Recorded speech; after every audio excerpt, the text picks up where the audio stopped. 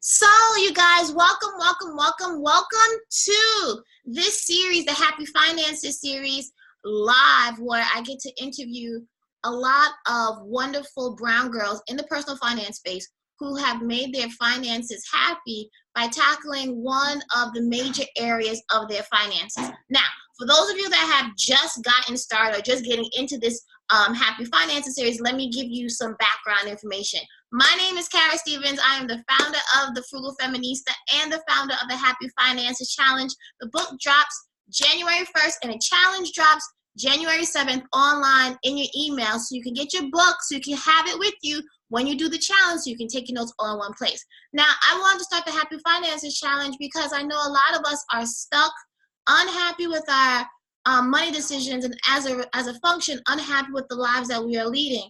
And I know that one thing that I've learned out of getting out of 65K worth of debt and just getting my mindset right is that when you have happy finances, you can sustain long-term financial happiness because not that money equals happiness, but you have the options to pursue things that you love, eliminate the things that you don't, because you have those resources. Now, money can never replace happiness, but it is a definite resource to allow you to have more decisions that come from you, that come from a place of choice rather than obligation. Now, I've been talking about the Happy Finances Challenge, but it wouldn't be a Happy Finances Challenge or a community if I did not bring other brown girls into this conversation, into this space. So I'm super excited tonight to introduce Kristin Sutton, who is the founder of Debt Free Black Girl, right? Yes. And I knew about Kristin before, but we never met. People think she's a Brooklyn girl, but she's from but we were in the same essence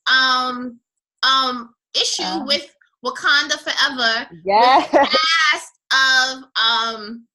With the cast of Black Panther. So when I saw her, and I was like, I'm so glad that she's making these moves, and her site is a wonderful site, very down to earth. Her information, her story is so interesting. I just want to read her bio real quick so you can get just a taste of what she's going to be talking about tonight. So Kristin Sutton is the founder of Debt Free Black Girl and is a licensed mental health therapist and mindset coach that helps fly, young, God-fearing women change the way they think about themselves so they can eliminate debt, in quotes, from every area of their lives. Her daily mission is to uncover and eliminate the mental roadblocks that hinder people from achieving their goals and living the life God intended for them to live. Now, that is a wonderful mission, and it very much aligns with the Frugal Feminista because I talk a lot about healing your relationship with money. Like, we're going to be talking about debt, but I love the idea that you put debt in quotes because it's just not the financial debt that we're talking about. Right. We're talking about the baggage, the burdens, the obstacles. We're going to be talking about that tonight because what I've noticed, and I want to hear what you think, Kristin, is that in order really to get out of financial debt, you need to deal with the debt that's going on in between here. Right. Because, I mean, I feel like we all know what we should be doing with our money. We're just not doing it. We have these blocks, these mental barriers that are keeping us, from moving forward with our finances and, being successful long term. Like, a lot of us have probably tried a budget, fell off, and never went back into it, tried to, get right on their financial journey and then fell off a bit and then stayed off. You know what I mean? So this, having the mindset to get back on when you fall off a bit, because we're all going to fall off from time to time, right? So you just having that mental strength to get back into the game and just keep going, So it's like once we tackle that, we can do anything. Exactly. And so one of the things is that what I've noticed in the Happy Finances community, or there's the Frugal Feminista community, is that a lot of us, we do feel stuck, right? Yeah. And a lot of us do feel that we kind of know cognitively what we have to do, but it's always the why. What are some of your ideas or some of your thoughts about why do we spend and get into debt when we know better? What do you think? So, I mean, I would first say knowledge, like lack of knowledge growing up, you know what I mean? And picking up these habits along the way. We're seeing our parents, operate in the way they do. For me, I know me and my mother was in the malls all the time, and TJ Maxx every other night. Like, we would shop until we dropped, and I picked up on that. You know what I mean? So as I grew up, I'm like, oh yeah, I can get whatever I want. I can go shopping. And I was just blowing my money on clothes and just doing the most. And I wasn't taught about finances growing up in my home, really. I had everything I wanted. My parents paid the bills, we was well taken care of, but I was never taught the principles of managing my money. And I feel like that's especially in the African American community, I feel a lot of times we just have that lack of knowledge, then paired with, at one point I was using spending as a coping mechanism. I was diagnosed with depression. At one point I was dead broke, didn't have a job, dead broke, but was still using a little bit of savings that I had to go stand in line overnight for Jordan, still going out to these fancy restaurants, eating. And I was like I was saying, I was using that to cope with my depression. I was sad. I was miserable. So there's a lot of reasons why we end up in this cycle, a cycle of overspending. But I would really, like, a lot of times the people that I talk to, it starts with just having that lack of knowledge, like really not knowing how to manage their finances, effectively, not knowing how to create a budget and a spending plan. So, I mean, it's tough because I know a lot of times, like, I hear people, like I said, hearing them say, I've never learned about this stuff. I don't know what I'm doing. But then they don't take the time to educate themselves as adults, Right. So they stay stuck in that cycle. But it's just a matter of just deciding that you want different for yourself, and then doing whatever it takes by any means necessary. Right. So what I'm hearing from you is that you began to make the connection between your depression and your spending. So part of that whole step was the idea of being able to be self-aware. And I think part of it is that sometimes we're not even aware of the messages that we believe.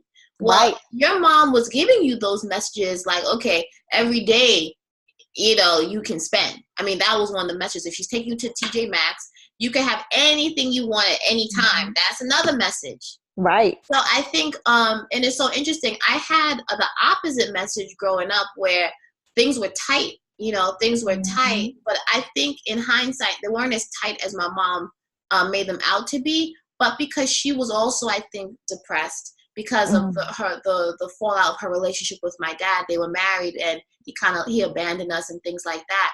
She coped with her depression, her sadness, by holding on to everything really tightly.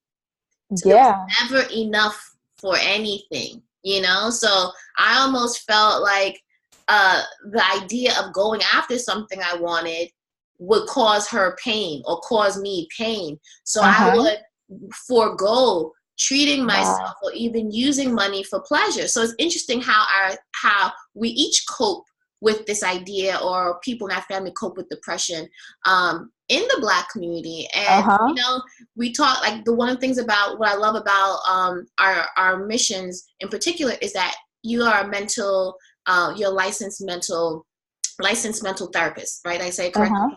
And I think that's such an important part of discussing money. It's like financial therapy, and I always come from a place of understanding your emotions. And I'm a big advocate of therapy, and talk about the relationship between how I've gotten myself free, debt-free, financially, but also emotionally. Like, I think even one of my chakras pop, when you're talking, how your heart chakra and things like that, or as a Christian, you're talking about your relationship with God being healed or becoming more aligned. So can you just what I wanted everyone to know is that self-awareness is one of those big pieces to understanding why you do what you do. And sometimes it's uncomfortable, wouldn't you say, Kristin? So can you tell me how did it feel when you finally realized that, wait a second, I'm broke, I'm depressed, but I'm contributing to more depression by getting myself deeper into debt? Like, what can you walk us through that moment? Like, what was that like, or what was that time in your life like? Yeah. So initially I started trying to get my finances in order when it had to be 21, 22, and I read Dave Ramsey's Total Money Makeover. And I had got a binder, and I'm like, I'm going to do this. I'm going to stick to this. And it lasted I was on that high for maybe 2 weeks. And I fell right back into the trap of spending, blowing my check. Like, I was good. All my bills were paid. I had an apartment. I mean, but I was looking fly. Like, I had to make sure I was looking fly as well. So I was spending my extra money in the malls every paycheck. So trying to get my finances in order. So fast forward a few later, that's when I hit rock bottom after I graduated from grad school. I moved to Atlanta, and that's where I was diagnosed with depression. I couldn't find a job after 6 months. I was struggling, had gained 40 pounds because all I was doing was eating and sleeping, and then spending a little bit of savings that I had on random frivolous things. And it wasn't until I went to see the therapist down there, it was where I started to snap out of it a bit. I couldn't even afford to go to the therapist, but she worked on a sliding scale fee for me. Wow. So I was able to pay like $10 or $15 a session or something. And I was like, I was in a toxic relationship. I was like, I need somebody, I need help. And at first I was a little hesitant, being in the mental health field myself. But I mean, I feel like I advocate for everyone to go see a therapist at least once in their life. Mm-hmm.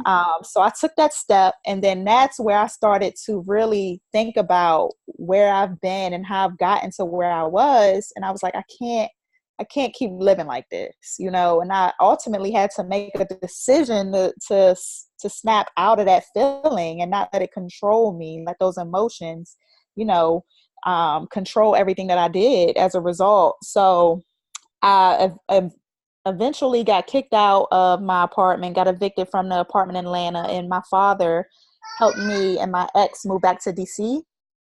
And that's where I was like, okay, something's got to give. So from there, I started working on every area of my life. I started working out and eating clean. I dropped that weight, and I started paying off my debt aggressively. So I had racked up some credit card debt that I wanted to knock out, and I was able to pay. So I went from like paying $0 to paying like $10K in a matter of less than like 7 months or so, 7 to 8 months. And that was, I want to stop right there. I mean, I want you to finish, but we talk a lot about mindset, but I want to talk about the actual strategies that you use to knock out that 10K, because you were doing nothing and then you decided to do the most, right? In a good way.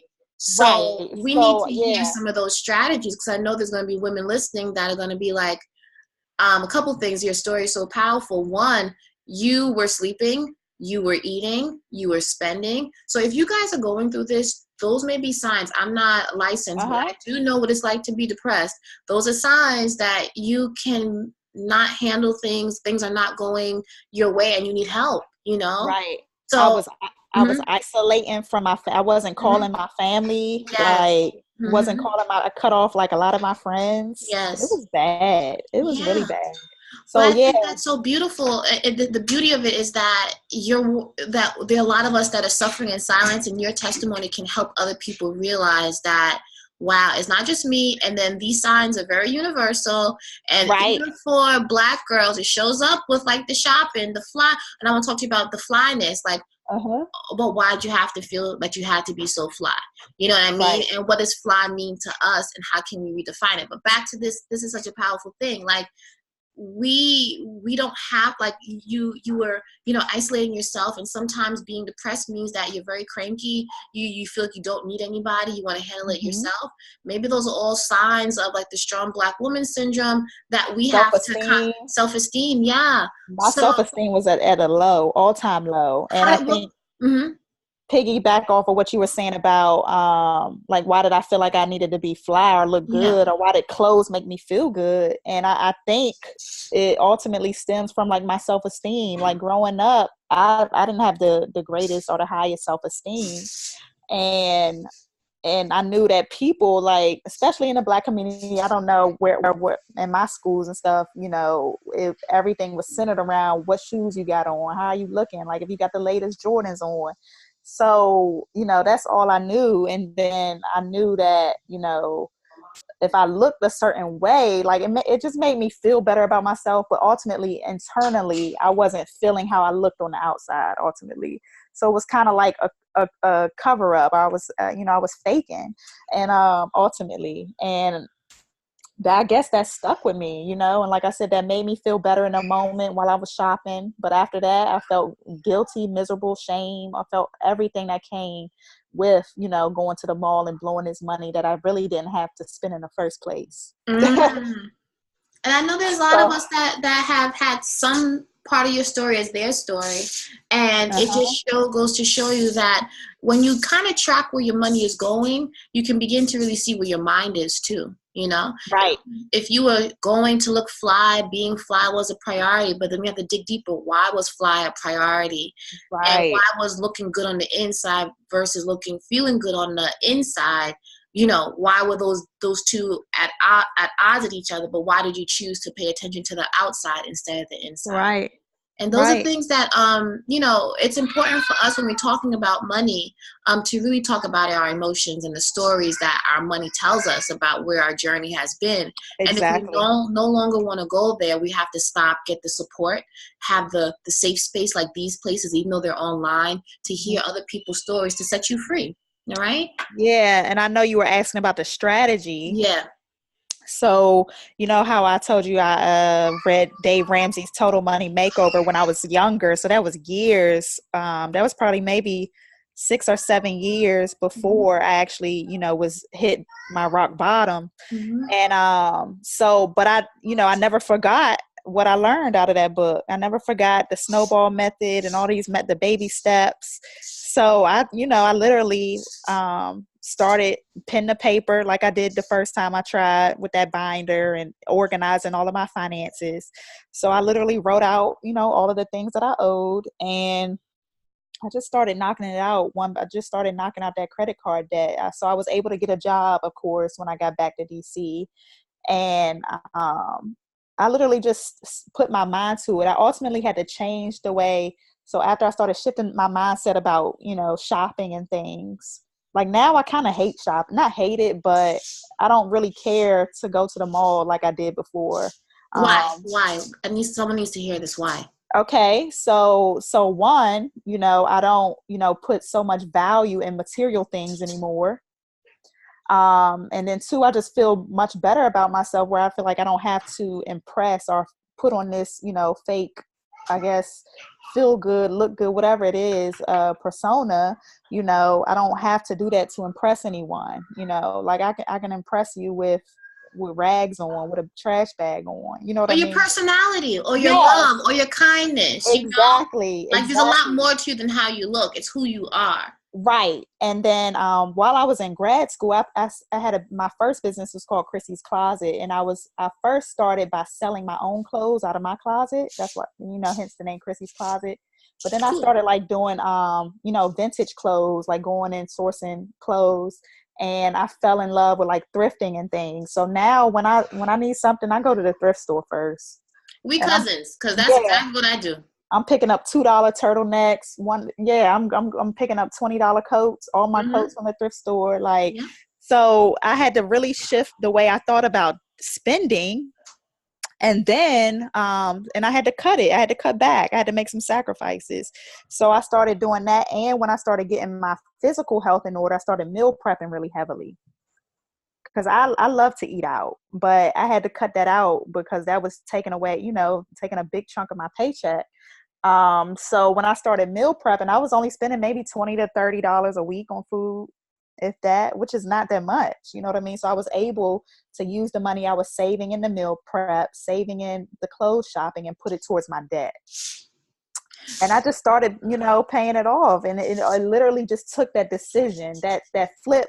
I had to flip that switch in my mind and just go after it. Because a lot of times we say, you know, when I talk to women, we say we might not have the finances to pay off our debt aggressively or, you know, save. And I beg to differ.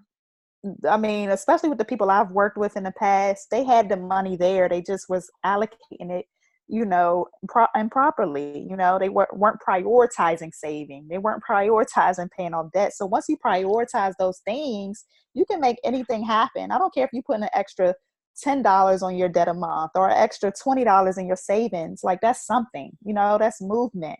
And all it takes is movement and momentum to really get that thing going and to really see some results. So once I started, staying consistent, I was able to knock out, like I said, that 10K in a matter of those months, just because I made the decision. Yeah. And what I'm hearing too is that you set yourself up to succeed by, identifying the areas in your budget that were the money drain. So it was the shopping and it was the food. Yeah. Right. And for some of us, it may be the makeup. It may be the shoes in particular, or it may be the bag, or it may be the drinks. Do you know what I mean? So happy hour. Right. So I know for me, it was convenience about food. So I'm listening to your meal prep story and taking that to heart, because even though my finances are in a good place, I know I can always do better, because I know that's my one area where I let it slide. And one of the things I wanted to share with you guys too, like I was, tomorrow's my birthday actually. At the time of the recording. Yeah. It's interesting. I was walking yesterday and I was thinking, you know how you get your emotions. I'm very in touch with my emotions. And I was like, you know what? I want to go shopping. And I was like, why do I want to go shopping? Why? Yeah. Right. And I said, why? And I said, I want to feel good. And then I was like, what are other ways to feel good, Karen? These are conversations I'm having with myself. Then I really realized, Kristin, was that I hadn't been going to the gym. So I wanted to feel good, but the best way to feel good is to go to the gym. Right? Or to go for a walk. It was very powerful for me. I wanted to feel sexy. I was like, I wasn't feeling my best. And it all led me back to shopping was the first goal. But when I looked deeper, I was like, is that going to be lasting? Then I said, what I really want is I want to feel good, and probably exercise will give me what I want. It may not be like a quick fast. Like, let me go. It'll be a sacrifice. Like, I have to go get my sneakers. I gotta go sweat. You know what I mean? So I had to put that in my head. And then I also thought about like, I want to look pretty. So at first I wanted to buy some lipstick. But I said, Kara, is it that you really want lipstick, or do you need to drink more water to clear up your skin? Wow. Right? Or do I need to eat more cleanly? So I'm able now to kind of walk myself through. I know my triggers. I know when I'm stressed and I haven't been exercising or I haven't been meal prepping, that I begin to use shopping or something as that stopgap. So I'm hoping, ladies, that, we're sharing our stories and our vulnerabilities to let you know that we're personal finance people. We've gotten really good about understanding what our weaknesses are and working around them and acknowledging them. It's not to say I won't get a lipstick, but I will get a lipstick when I want one, as opposed to when I'm looking for to meet a different need. Yeah, exactly. You brought up a very, like you said, that self-awareness is imperative, you know, like we literally don't take the time to walk through those steps that you went through. Like you said, why do I want to shop? So we need to take the time to, like, even if you're in the store already, when you're seeing these items and picking them up and throwing them in your basket, like, why am I picking this item up? What is it about this item is it a true need, or is this just something that I want right now just because and really take some time to let that purchase marinate a bit. And I guarantee half the time they won't even remember that thing the next day. If they took a few hours to go home, they won't even remember that item if they just took that time out to think about that purchase. Yeah. And I always test myself when I have like my little bag. I'm going to the register. I'm like, what? I was like, okay, off the top of your head, what did you buy? And if I can't remember the items that are already in the bin, then I take them out. Like, because they're not really, I feel like if you really love something, and it just like, because sometimes you want something and you want it and it's okay, your bills are paid, so you can treat yourself. Yeah. But if I'm like, okay, what did I get? If I can't off the top of my head, and there's only 10 minutes between the aisle and the register, and you can't figure that out, then you don't need it. You know what I mean? It's that one item, like this coat, I love this jacket, it's different than the ones that I have, or replaces something I already want to get rid of, then go for it. No one's telling you to be deprived, but we're also saying have some sense. Or is this the third or fourth purchase of the same thing? Is the reason that you like it is because you have 6 of them in the closet? You know what I'm saying? And these are questions I ask myself. I don't even consider myself a major shopper, but I think this conversation is so fruitful, because a lot of us, we're our first homes or our grad school bills are all in our closet, at the bottom of our closet.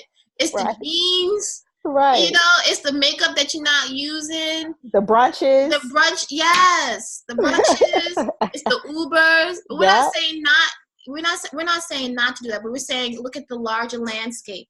Right. Right. So pull your checking account and see where your money has been going for the past few months. You know, like, one, getting clear. Right. You know, and then after you get clear, you like you said, you find those holes where you can, you know, plug up a bit, and it's like, where can I pull from a bit? What can I change a bit so that I can start prioritizing those goals that I say I want to achieve? You know, we all say we want to achieve these goals, but we don't want to do the work that comes with it, you know? So just making sure that you're getting clear, and then, you know, creating that game plan and starting is another mindset shift that people need to start thinking about is, you know, we have this all or nothing mentality. It's like, oh, we feel like we have to save all this money at one time or nothing at all. You know, you can start small. Start where you're at.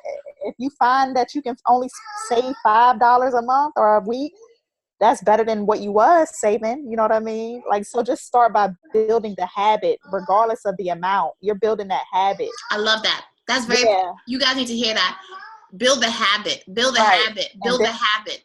Right. So don't worry about the amount per se. Just build that habit. And then once you are able to, you know, save more, do so, you know? Yeah. And it just becomes easier over time. No, I think this is such a powerful conversation, because we're talking about money, but we're really talking about other things. We're talking about life. Right. Life happens. This is life, guys. This is life work that we're talking about, and how it's related to your money. And Kristin, I could be on the phone or on Zoom with you forever, and we can definitely keep in touch after. But I wanna, where can we contact you, and what are you working on right now that women in the Happy Finances community can continue to connect with you and continue to benefit from your wisdom in a way that you were just so very open and transparent. So Thank you. So right now I can be found at my website, of course, debtfreeblackgirl.com, and I'm on all social media at debtfree BLKGRL. And I'm, you know, you can find me on the gram. That's my favorite platform. I'm there every day sharing, you know, tips and tricks on my stories, you know, my feed. And I am actually in the process of launching a podcast. Wonderful. Yes. So my podcast is going to be starting in December, the 5th of December to be exact. So I don't even have a name for it yet, but I'm just ready to run with it. I love it. Yeah. So I'm starting that. So, you know, you can find out more about that if you follow me, you know, keep up with me on my social media. And so between that and just, you know, coaching, you know, I'm accepting new clients, and then speaking engagements. I'm looking to, you know, traveling a bit more in 2019 and, you know, expanding in the speaking realm. You know? I love it. And who knows what's next after that? You know, I plan a bit, but I don't like to stick so much to my plans, because I know ultimately if God wants me to move somewhere else, I'm going that way. You know, I love it. I totally love it. This was such a positive, inspiring, encouraging conversation, you guys. And I'm hoping that you just won't watch this once, but you'll rewatch it, replay it, so you can get all the nuggets that was If you hear a little person, that's my Happy Finances. Not bad. And remember that the Happy Finances Challenge begins January 7th, 2019, guys. Get the book. January 1st is coming out.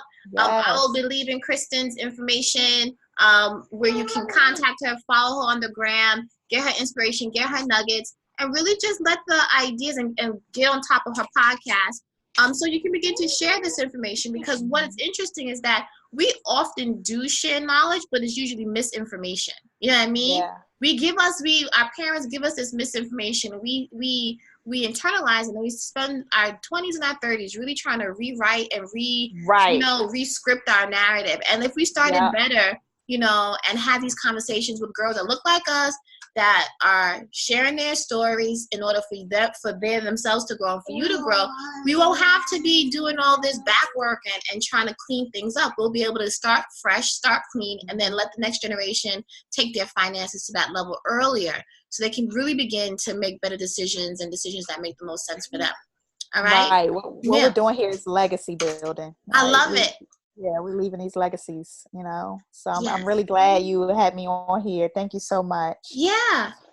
So you guys, okay. So I said I could talk, but I'm not gonna talk forever. But make sure you watch, rewatch. You got Kristin's information. You know the Happy Finances Challenge is coming up, and we have a couple more ladies up in this series. We already had Jamila Sufrant from Journey to Launch. We had Debrina Jackson-Gandy, who's also my mentor, but she always talks about juiciness and how to make your money juicy by changing your mindset as well.